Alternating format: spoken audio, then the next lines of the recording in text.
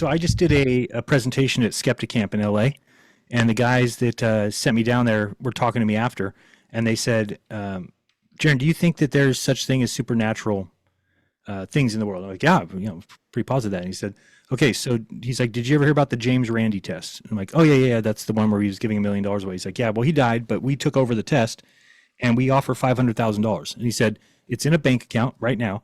We want to give it away. We're trying to give it away. He says there's nobody in the world that can prove that they have any extra, any kind of supernatural ability. Nobody can predict what somebody's thinking in another room. Nobody can guess a number that somebody's thought of in another room. Nobody's been able to bend a spoon. Nobody's been able to use telepathy. Nobody's been able to remote see. Nothing. And I said, so he's like, are you interested in becoming part of the review board and I'm like, well, what does that entail? And he's like, well, we sit down, and he's like, you would think that we sit around a table and we try to figure out how to make sure somebody doesn't prove it. He's like, we do the opposite. We want to prove that this exists, but it does not. And so we keep looking for it. He's like, do you know anybody? Put it on your show, put it on your channel. We're giving away $500,000. All they have to do. So then I was like, so what happens if somebody says they can predict what somebody else is thinking? I said, you hire somebody to be the other person? Because I said, because then you could just tell. And he's like, no, we let them bring whoever they want. I'm like, what? Like, how does that work? He's like, let's say you think you and your wife can read each other's minds. He said, so what we would do is we'd put her in one room with somebody, put you in another room with somebody, and then show you a card from a deck of cards. You can think about it as long as you want. If she says the deck of cards, you'll win 500,000. But he says it's never happened. He says never, not once has somebody done it. So it just tells me that we think that there's all this stuff where like, oh, everything has to be physical. Well, maybe it's because science has kind of got to the point where they're like, the only things that can be proven or shown to exist are physical. Now, I'm not saying that it means that supernatural things don't exist, but they certainly can't be shown to exist, which should tell us something, right? It should tell us something if there's not one person in the world that can show any kind of ability that's supernatural. Don't you think that's kind of weird? I think it's fascinating. And there's $1 million challenge by James Randi that went on for years, and nobody ever was able to do it. And when I was asking about it, and they're like, no, we just sit around and we try to make sure, and we do it with the person that's made the application. So somebody applies and says, this is what I think I can do. And then they sit around with that person and say, how do we make sure it's legit? How do we make sure? They even have magicians on their team.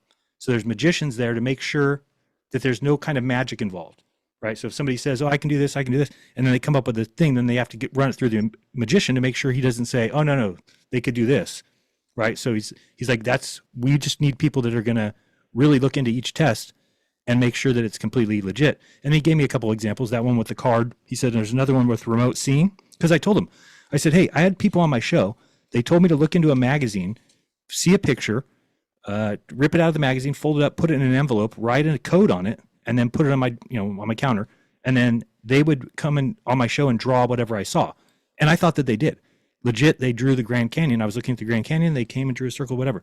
So then those guys are like, yeah, we've done it. He said, we tell them to look at, we draw a letter from an alphabet.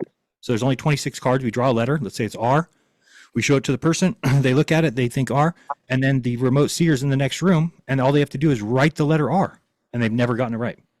So I was like, well, how did they draw what I was thinking? He's like, because they've been taught to draw things that are general, like circles and straight lines and maybe a box. And so that when the person has looked at anything, it's like, look at, you could think of a baseball stadium. You could think of you were looking at an ocean, but anything that you think of can be drawn as a circle with, so it just kind of hit me like, man, is all these things scams?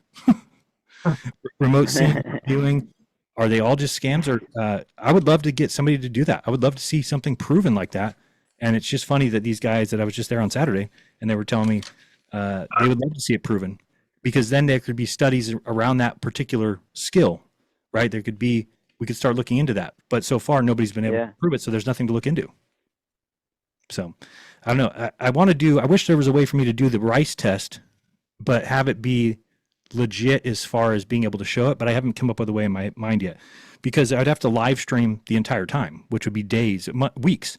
Otherwise, how do you do it? How could I prove to people that I'm going there every morning? Even if I film myself doing that, you don't know what I'm doing off camera. Maybe I'm putting some shit in the jar that makes it go bad faster, you know.